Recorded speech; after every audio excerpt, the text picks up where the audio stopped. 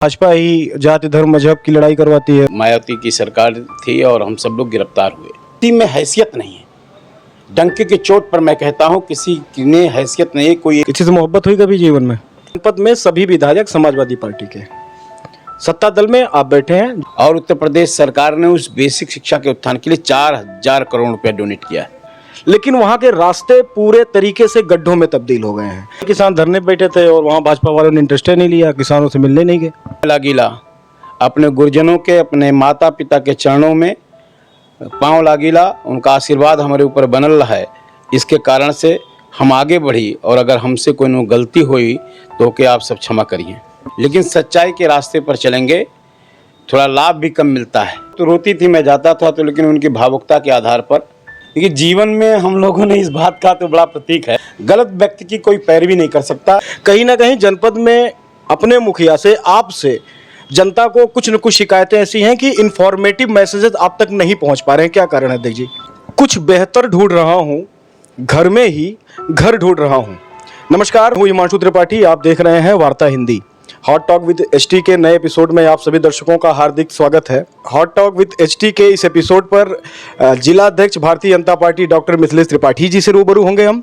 Doctor Mithilesh Tripathi ji के personal जीवन के बारे में भी कुछ चर्चाएं होंगी, कुछ ऐसे तीखे प्रश्न होंगे जो कहीं ना कहीं आप तक पहुंचने चाहिए। कहा कुछ और जाता है, सुना कुछ और जाता है और लिखा कुछ और जाता है। आप वार्ता हिंदी के इस एपिसोड को एंजॉय करेंगे, ये हम दावा करते हैं। और अगर वीडियो ये पसंद आए तो धीरे से आगे सरका दीजिएगा, लाइक और सब्सक्राइब करना ना भूलिएगा। सर, इस एपिसोड में आपका बहुत बहुत स्वागत है। वार्ता के सभी दर्शकों को नमस्कार, बहुत बहुत धन्यवाद आपका। सर, स्मार्ट बड़े ज़बरदस्त हैं आप, ये इसके पीछे का राज क्या है, दर्शक जानना चाहते हैं। देखिए, देखने का नज़रिया जिसका स्मार्ट होगा तो निश्चित रूप से स्मार्ट व्यक्ति दिखाई पड़ेगा। नज़रिया ठीक होना चाहिए। आप जिस दृष्टि से देख रहे हैं वो दृष्टि सही होनी चाहिए। दृष्टि ठीक होनी चाहिए जी, मतलब हम सही दृष्टि से देख रहे हैं ना आपको? हाँ, इसीलिए तो लग रहा अच्छा। भारतीय जनता पार्टी सत्ता में है। जनपद अंबेडकर नगर में हम बैठे हैं। विधानसभा आलापुर आपकी गृह तहसील है, गृह विधानसभा आपका है, आपका घर है यहाँ पे।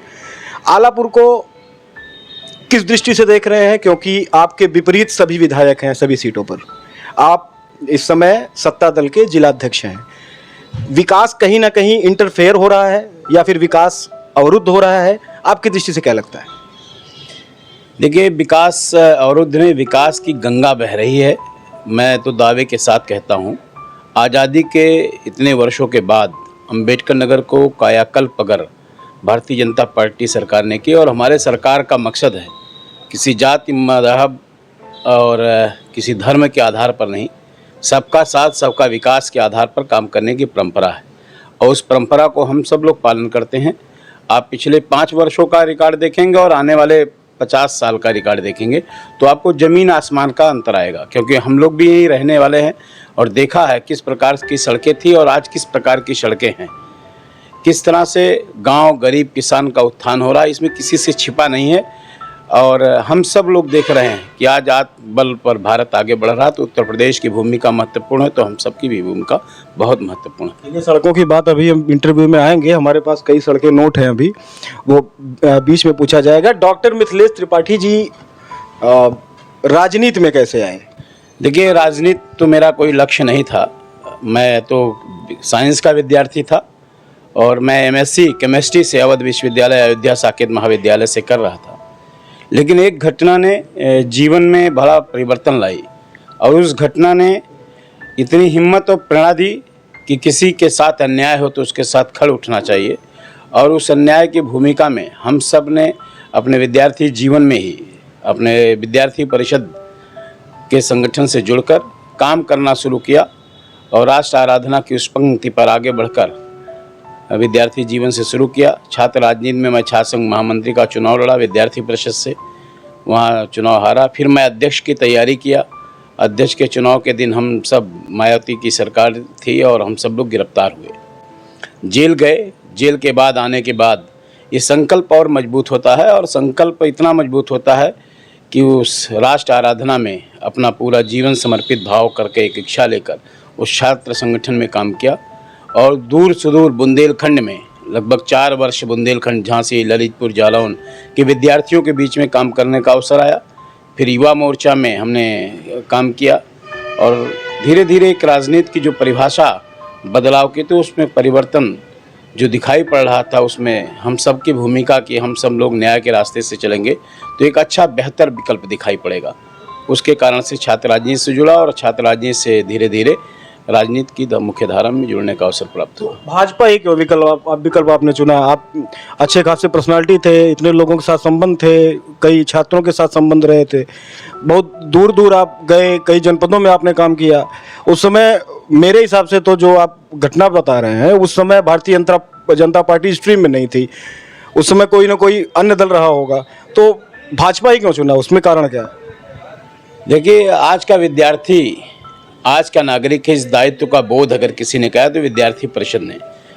और विद्यार्थी परिषद में काम करते करते ये लगा कि ये जो भारत माता की जय करने वाला दल है, जो भारत के लोगों के लिए समर्पित भाव से काम करने वाला है, जो गांव, गरीब, किसान की खुशहाली के लिए काम करने वाला है, उस अंत्योदय पथ की अवधारणा को पूरा करने वाला भारतीय जनता पार्टी है। मैं विद्यार्थी परिषद के कई बड़े छात्र संघ आंदोलनों से भी जुड़ा रहा, हमने विधानसभा का घेराव किया है, लेकिन जो वस्तुता दिखाई पड़ा उत्तर प्रदेश की राजनीति में 2014 के बाद से जो परिवर्तन हुआ, और उस परिवर्तन के कारण से 2015 से मैं भारतीय जनता पार्टी में काम करना शुरू किया। लगभग 5-6 साल प्रदेश कार्यालय पे चुनाव प्रबंधन में रहा। उसके बाद युवा मोर्चा का प्रदेश का उपाध्यक्ष बना और उसके बाद अपने जिला महामंत्री के दायित्व का निर्वहन किया। फिर अभी मैं जिलाध्यक्ष के दायित्व का निर्वहन कर रहा हूँ। तो जीवन में सबका अवसर आता है और जो लिखा है वही होगा, तो अपना कर्म करते रहना चाहिए। तो कर्म के आधार पर निश्चित रूप से कुछ आगे ठीक ही होना चाहिए। कुछ ठीक देख रहे हैं? निश्चित रूप से देखिए, भाव तो केवल समाज सेवा का जो आया है, क्योंकि मेरे पिता किसान हैं और मैं किसान की मिट्टी से जुड़ा हूँ।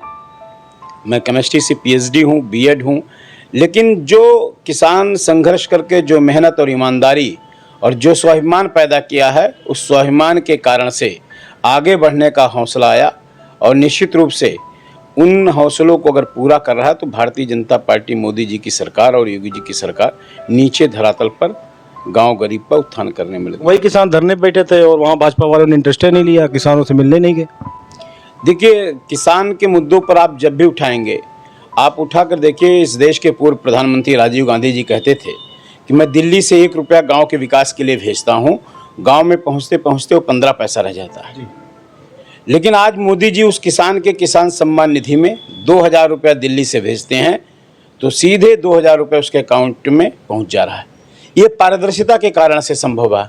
जिस घर का मुखिया ईमानदार होता है वो घर ठीक चलता है। मैं डंके की चोट पर कहता और सीना ठोक कर कह रहा हूँ कि मेरे दोनों मुखिया आदरणीय योगी जी, आदरणीय मोदी जी बेहद ईमानदार हैं और जिनके सारोकार गांव गरीब के उत्थान के लिए समर्पित भाव से। निश्चित रूप से एक उत्तर प्रदेश में नहीं, पूरे देश में एक नया बदलाव आया है। आम जनमानस, जो स्वामी विवेकानंद ने कहा था कि 21वीं सदी भारत की होगी, आज दुनिया के सारे देश भारत के आगे नतमस्तक हो रहे हैं। भारत के स्वाभिमान और ऊंचा करने का जो काम किया है और मोदी जी का जो नारा है, सबका साथ, सबका विकास और सबका विश्वास हासिल करके भारत को विश्व गुरु बनाने का, वो स्वप्न साकार दिख रहा है। तो निश्चित रूप से एक नई शुरुआत, एक नई पहल इस देश के नौजवानों के द्वारा चल रही है। भाजपा के संगठन की बात करें तो प्रदेश राष्ट्रीय अध्यक्ष, प्रदेश अध्यक्ष और जिला अध्यक्ष बड़े जिम्मेदार पद होते हैं। जनपद में सब अपने मुखिया को लेके क्या राय रख रहे हैं और जनपद में अपने मुखिया से लोगों की शिकायतें भी बहुत हैं। कई ऐसी चर्चाओं में हम गांव-गांव जाते हैं, नुक्कड़बद कई एपिसोड हमारे आते हैं, अवधि चौपाल हम लगाते हैं। कहीं ना कहीं जनपद में अपने मुखिया से, आपसे जनता को कुछ न कुछ शिकायतें ऐसी हैं कि इन्फॉर्मेटिव मैसेजेस आप तक नहीं पहुंच पा रहे हैं। क्या कारण है अध्यक्ष जी? देखिए, एक स्वाभाविक प्रक्रिया है और जनता का विश्वास अर्जित करना एक जनप्रतिनिधि के नाते, जो हमारे पार्टी के पदाधिकारी, कार्यकर्ता नीचे लेवल पर काम करते हैं, वो नैतिक जिम्मेदारियों के साथ अपनी बात को ऊपर तक रखते हैं। जिलाध्यक्ष के नाते हम लोग भी प्रयास करते हैं कि अपनी बात को ऊपर तक एक जो माध्यम है उस माध्यम से पहुंचाने का। और जहां तक हम सब कार्यकर्ताओं की बात को है, तो इसमें किसी भी कार्यकर्ता को नहीं, मैं तो स्पष्ट कहता हूं कि हम हर बात को ध्यानपूर्वक सुने, जो सही हो उसके साथ खड़ा होकर उसकी मदद की जाए। और निश्चित रूप से हम लोग नीचे धरातल पर इस बात को लागू कर रहे हैं। कोई एक भी पीड़ित पक्ष नहीं कह सकता है कि हमने इस बात के लिए इनके पास गए और हमको डांट कर भगा दिया। कोई एक बात नहीं कह सकता कि कोई 1 रुपया लेकर मेरा काम, कोई किसी में हैसियत नहीं है।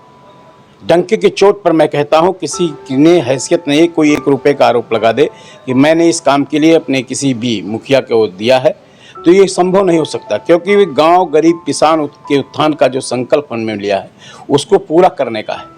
पंडित दीनदयाल जी उपाध्याय की अंतिम व्यक्ति के उत्थान तक हम सब लोग काम करने वाले। तो हम निश्चित रूप से जो हमारे पास आता है हम उसकी बात को सुनते हैं और समस्या का समाधान कराने का प्रयास है। दूसरा, मैं एक और बात कह रहा हूँ आपके माध्यम से, किसी भी गलत काम की पैरवी न मेरे द्वारा संभव नहीं है। मेरा भी कार्यकर्ता अगर गलत करता तो मैं उसको समझाता हूँ कि गलत बात की पैरवी नहीं हो सकती। हो सकता है इन बातों को लेकर कि हम गलत बात हो तो उसकी सुनवाई नहीं होती है। तो मैं आज भी क्या आपके माध्यम से कह रहा हूँ, किसी भी गलत काम को, पार्टी का कार्यकर्ता हो, आम जनमानस का नागरिक हो, वो प्रबुद्ध जीव वर्ग हो, जो भी हो, अगर सही है तो मैं उसके साथ खड़ा हूँ, कंधे से कंधे मिलकर उसके संघर्ष की दास्तान को पूरा करूँगा। गलत व्यक्ति की कोई पैरवी नहीं कर सकता। ये मेरे परिवार से लेकर मेरे सारे मित्र जानते हैं कि मिथिलेश त्रिपाठी गलत पैरवी नहीं करता। कॉलेज गए हैं आप? हाँ, कॉलेज, आज अगर इतनी बड़ी शिक्षा, मैंने केमिस्ट्री से PhD हूँ, तो बिना कॉलेज गए संभव नहीं है। कैंपस में रहे होंगे? हाँ, कैंपस में रहा हूँ। कैंपस की ज़िंदगी भी जिए होंगे?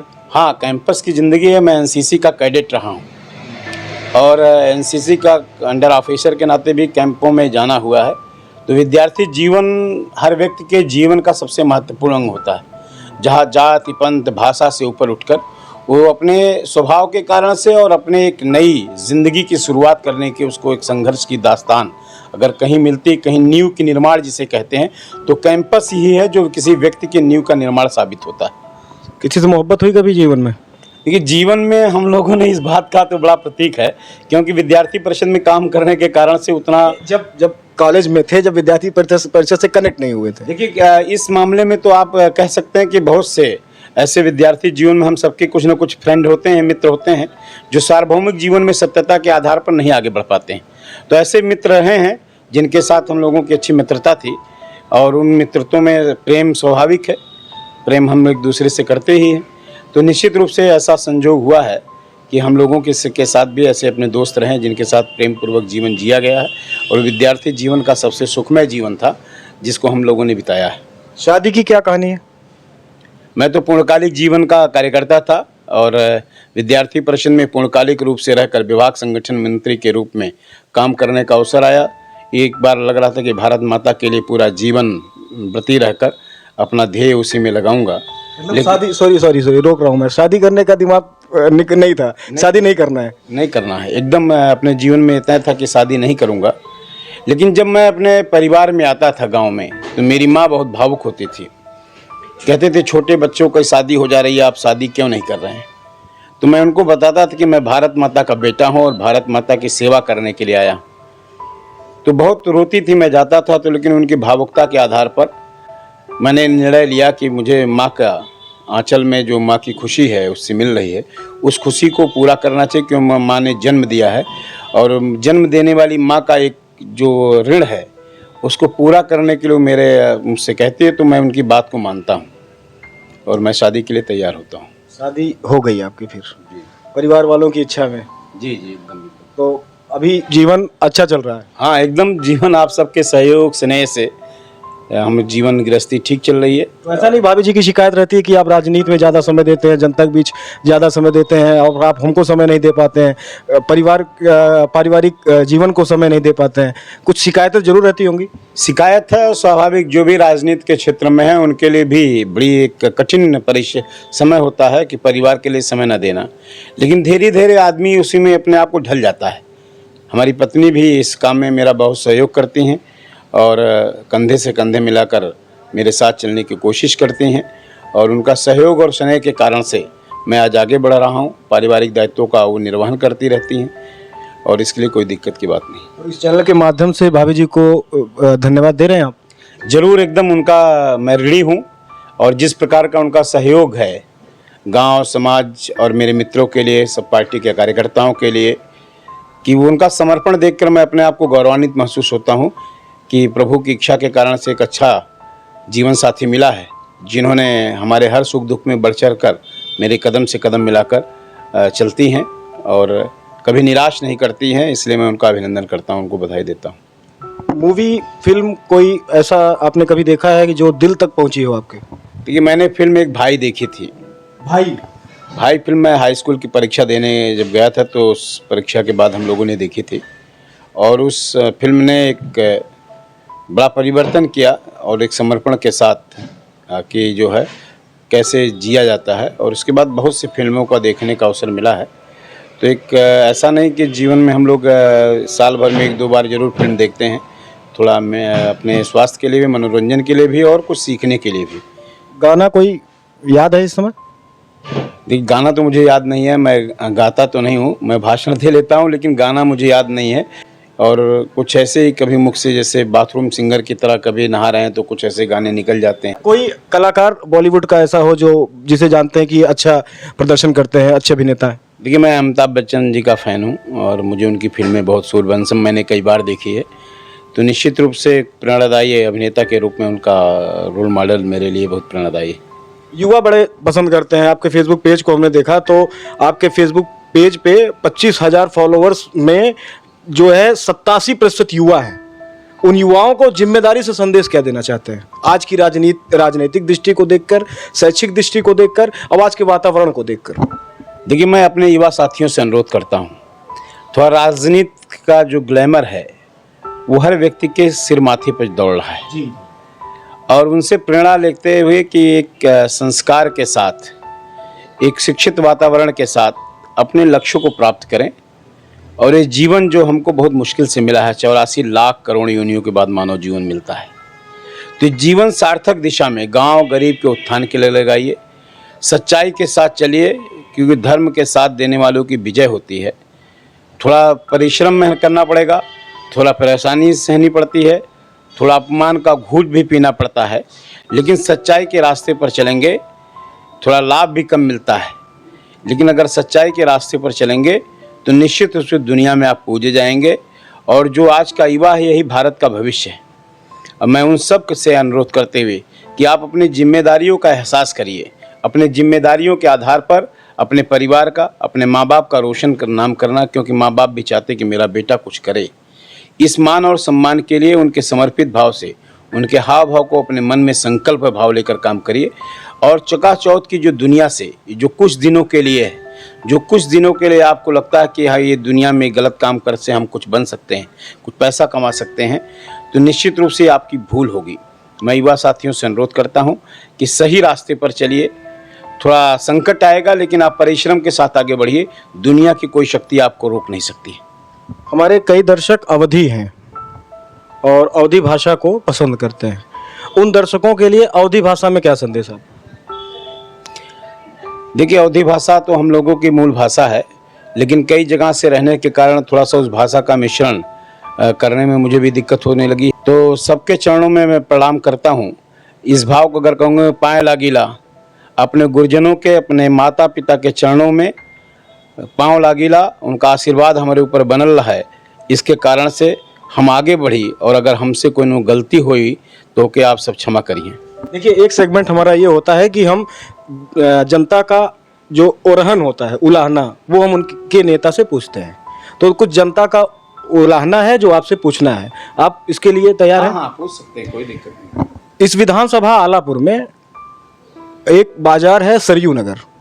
सरयू नगर बाजार से चांदीपुर खुर्द गांव है, जहां घाट है, जहां श्मशान घाट भी बनाया गया है। लोग वहां जाते हैं, वहां मेला भी लगता है, मंदिर भी है, लेकिन वहां के रास्ते पूरे तरीके से गड्ढों में तब्दील हो गए हैं। उत्तर प्रदेश सरकार की सबसे बड़ी मंशाओं में एक सबसे बड़ा मंशा ये है कि गड्ढा मुक्त सड़क योजना जो उत्तर प्रदेश में चले, उस रास्ते पर कम से कम प्रतिदिन 3-4 शव जाते हैं और हर रविवार को लोग वहां स्नान करने जाते हैं, और एक धार्मिक केंद्र भी है, और वो रास्ता बहुत ही बुरी स्थिति में है। क्या कहते हैं?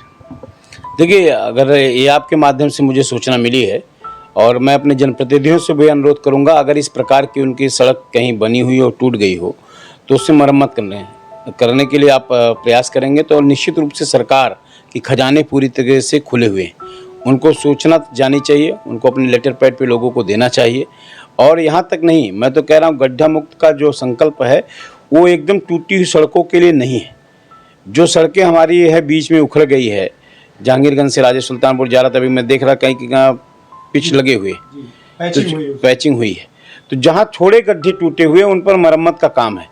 जो सड़कें एकदम टूट गई हैं उनको पुनः मरम्मत के लिए उनका निवेदन, उनका टेंडर निकलता है, उनको आवेदन देना पड़ता है। तो मैं आपके माध्यम से जो सड़क आई है मैं उस पर काम कराऊंगा, निश्चित रूप से आपको जल्दी उसका परिणाम ठीक है निकलेगा। इतना ही नहीं, मैं आम जनमानस से भी कह रहा हूँ, उनके क्षेत्र में इस प्रकार की कोई दिक्कत हो आप दीजिए। हम लोग तो नई सड़कों का भी प्रस्ताव अपने ज़िले में भेजा है और करोड़ों रुपए की सड़कें हम सबको पास हुई हैं। तो निश्चित रूप से विकास की गति आगे बढ़ रही है। तो हर व्यक्ति की भूमिका बहुत महत्वपूर्ण है। सूचना को ठीक जगह पहुंचाने का काम करना चाहिए, ये जिम्मेदारी उन्हीं लोगों की है। सूचना का नीचे का सूचना ऊपर तक नहीं जाएगी तो निश्चित रूप से उसका अभाव रहता है। हम नीचे कुछ गढ़ लेते हैं, बैठकर 4 लोग बैठ के अरे सड़क टूट गई है, एक भी व्यक्ति लिखने वाला नहीं, अपने में समझ लिया जाता है, अपने में लोग समझ लेते हैं, अपने में शिकायत कर लेते हैं। मैं कह रहा हूं कि आप लिख कर दीजिए और दावे के साथ है मेरा कि निराकरण 100% सही होगा। आज़ादी के बाद मेरे गांव में भी कोई सड़क नहीं थी। मेरे गांव में मेरे घर पे लोग जाते हैं तो उनको पता नहीं थी कि कैसे जाएंगे। बहुत से लोग तो शादी विवाह में आते थे तो मोटरसाइकिल ही दूर तक खड़ी करते थे, लेकिन मैं आज शुक्रगुजार हूँ योगी सरकार का जिन्होंने गांव तक रास्ता बनाने का काम किया है। और अभी एक बड़ी परियोजना भी उस कई गाँव को जोड़ने के लिए प्रधानमंत्री सड़क योजना और कई सड़कों का जाल, आप इंदईपुर से लेकर देखिएगा पिपरा चौराहा होते हुए मकराही तक की प्रधानमंत्री सड़क योजना। तो एक निश्चित रूप से एक नई योजनाएं जो धरातल पर आई है, बहुत छोटे छोटे गांव को सड़क से कनेक्ट किया गया है। तो आने वाले समय में उनको भी हम एक जिम्मेदार नागरिक की तरह हम आपसे भी अनुरोध करते हैं, अपने पूरे इस दर्शकों से भी अनुरोध करते हैं, आप ऐसे जेन्युइन चीज़ देंगे तो हम जिला पंचायत से अपने PW विभाग से, RES से उसकी मरम्मत, उसका विशेष निर्माण कराने का प्रयास करेंगे। आखिरी 2 प्रश्न और है। एक प्रश्न ये है कि जनपद में सभी विधायक समाजवादी पार्टी के, सत्ता दल में आप बैठे हैं, जिलाध्यक्ष आप हैं, जिम्मेदारी आपको दी गई, बड़ी गहरी बड़ी जिम्मेदारी वाली जिम्मेदारी दी गई।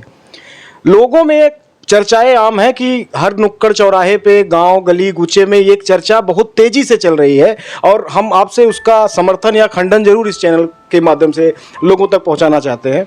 ये चर्चा है कि सरकार की योजनाओं को जनमानस से किसी ना किसी तरीके से छुपाया जा रहा है, लोगों तक पहुंचने नहीं दिया जा रहा है, या फिर जो आपके सरकार के नहीं है वो लोगों से कुछ ना कुछ कम्युनिकेशन गैप करना चाहते हैं या फिर उनके लोग कम्युनिकेशन गैप करना चाहते हैं। प्रश्न अगर आप समझ पाए हो तो इसका जवाब जरूर दीजिएगा। देखिए, ये उत्तर प्रदेश में योगी जी की सरकार है और योगी जी की सरकार कैसे चल रही है ये सब लोग जानते हैं। अपराधी जेल में है या उत्तर प्रदेश छोड़कर भाग गया है। तो निश्चित रूप से यहाँ के भी जो नागरिक हैं, जिम्मेदार हैं, जो सोचते होंगे कि कोई अपराधी बच जाएगा तो मुश्किल है, बचने वाला नहीं है।